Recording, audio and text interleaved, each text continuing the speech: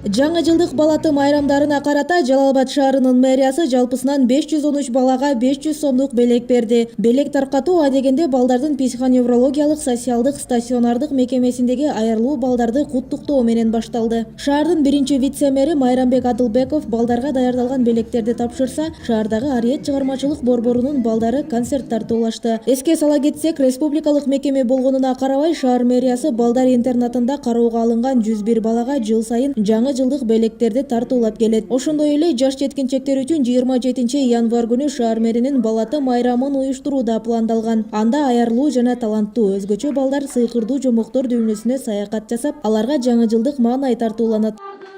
Бүгүн Жалал Абад областынын администрациялык губернатору өзү келип, шаардык мэриядан келип бизге аябай чоң жашнакай майрам уюштуруп берди. Балдарыбыздын атына чоң рахмат айтабыз. Белектерин алып келип, ошондой эле областтык, шаардык балдар чыгармачылык борборлорунан да келишип, бизге абдан сонун майрам уюштуруп беришти. Ошол мүмкүнчүлүктөн пайдаланып чоң ыраазычылык билдиребиз. Балдарды окууга ийгилик, иштерине ийгилик.